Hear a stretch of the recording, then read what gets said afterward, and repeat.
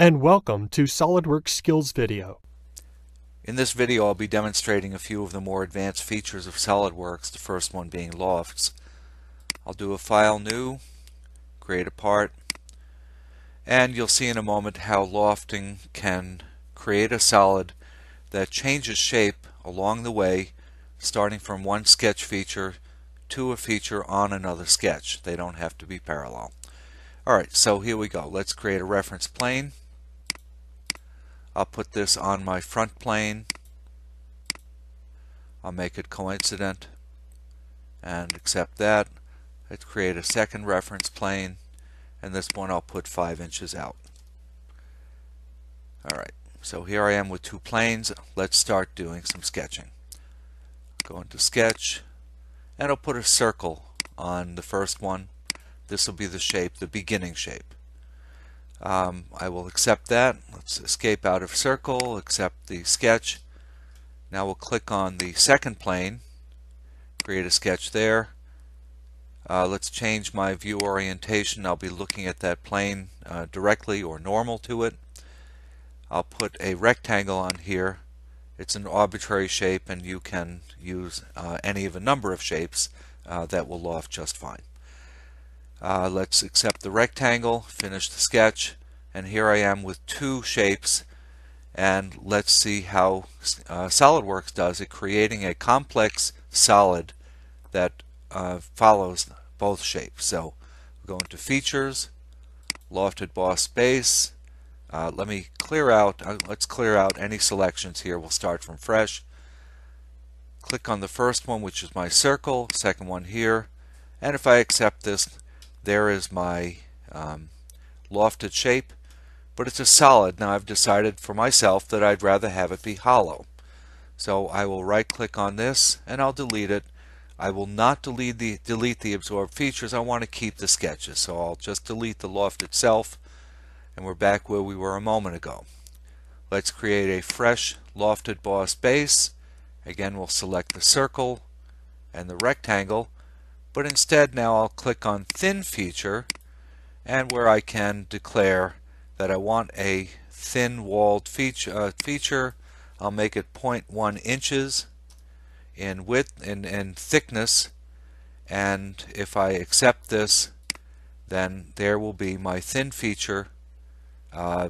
This could be, for example, a venturi for air travel or for fluids.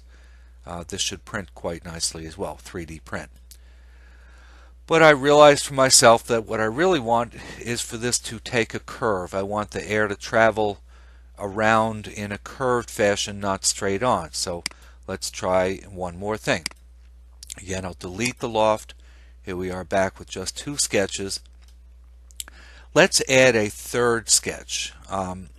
And this is where it gets a little bit more complex.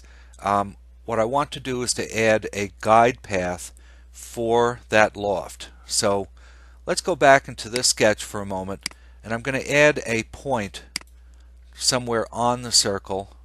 Let's pick, for example, right there, right at the outside edge, and I'll finish the sketch. Okay, great. So now I have this point, and you'll see why. What I want to create is a new reference plane that will be contain that line and to contain that point.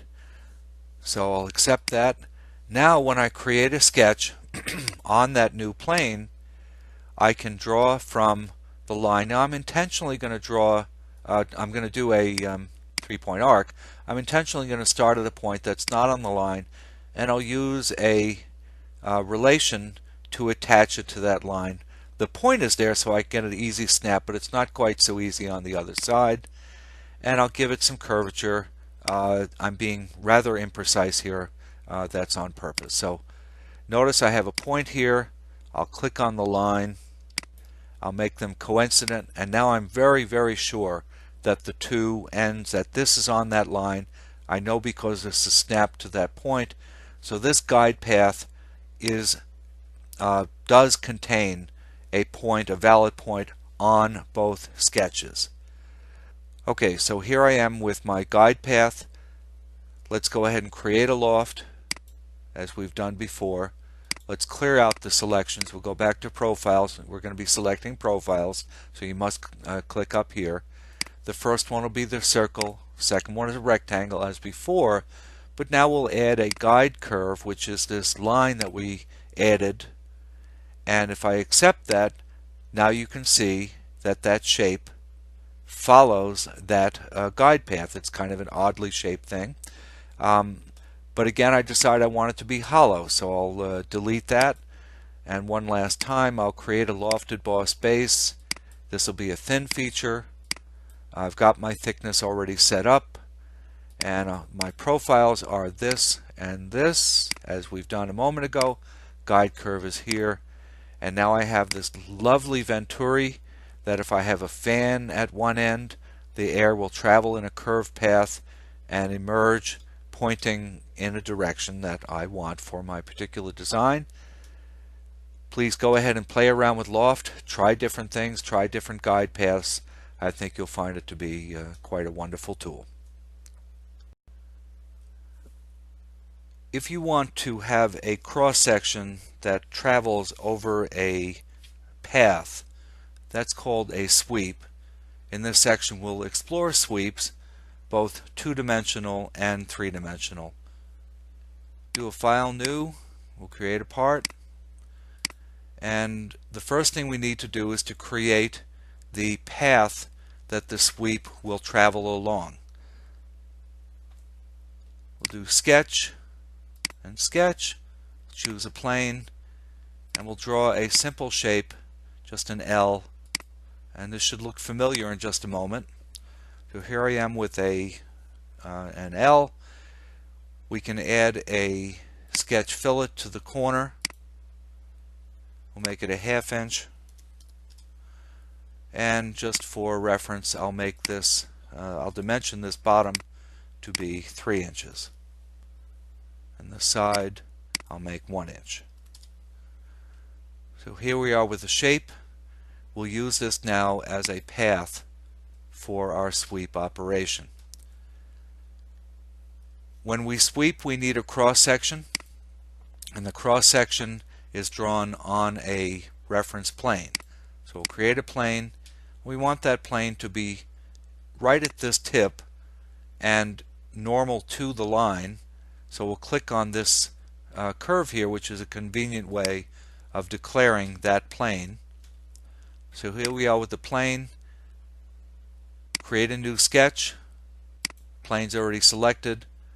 I'll put a hexagon on that.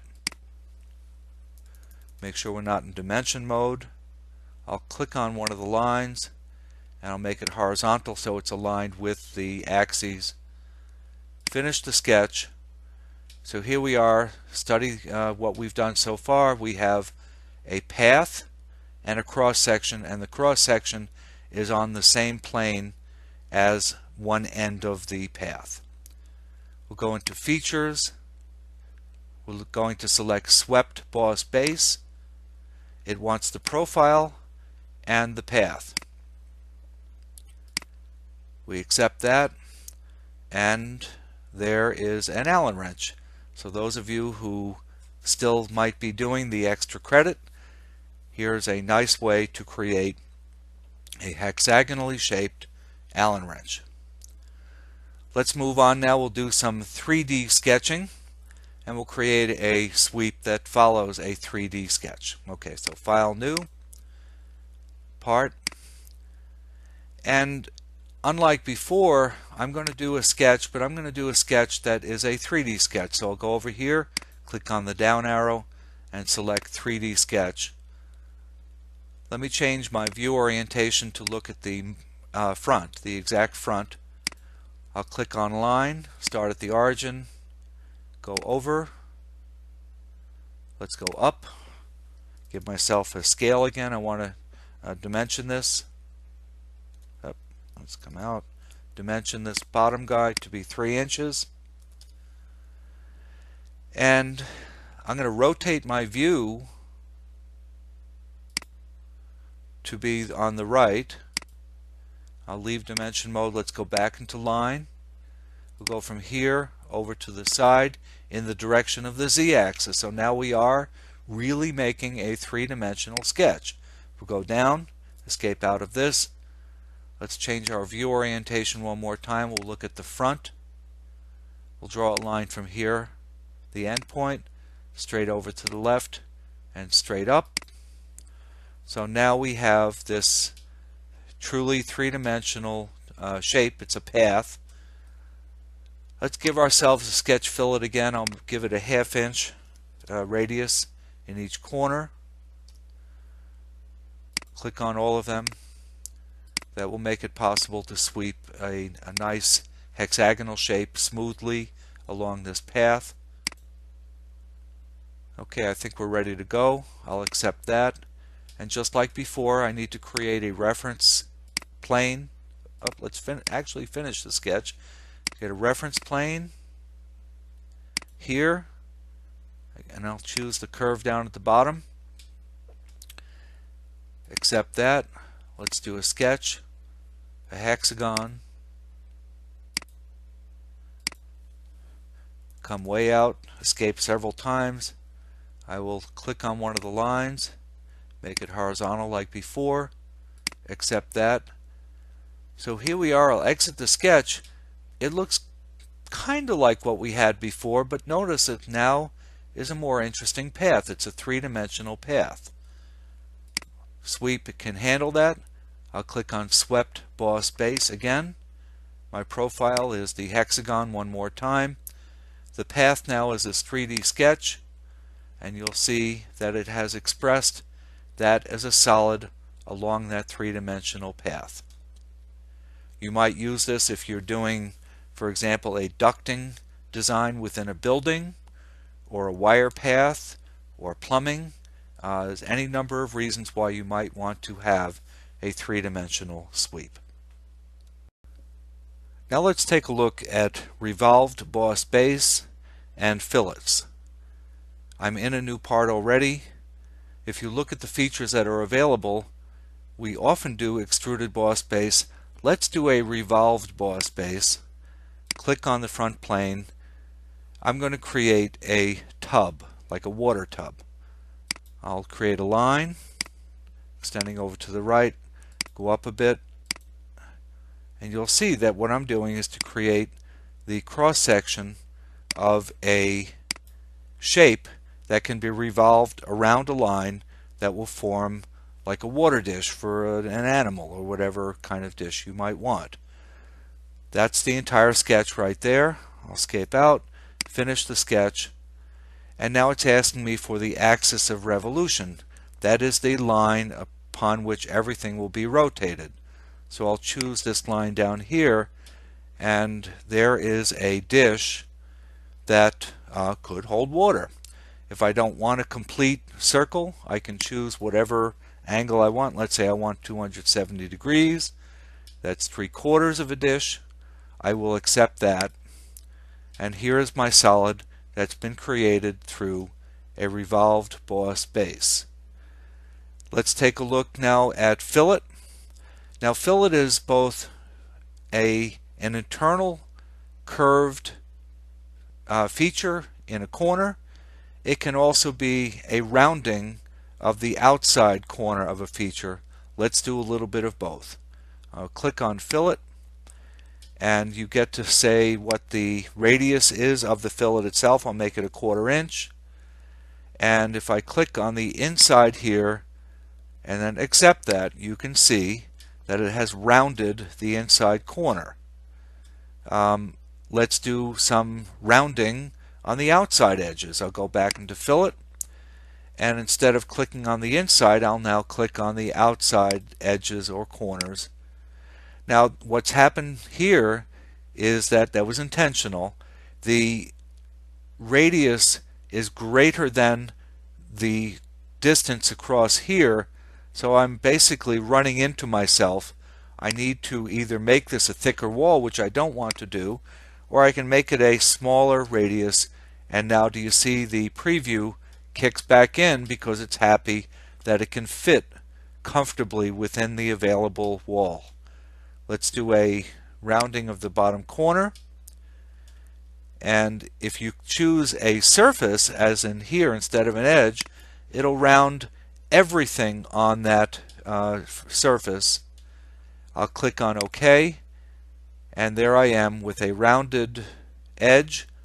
I do observe, however, that it didn't do it on this side for some reason, so I can go back into this, edit the feature, and add that edge, and now everything is rounded.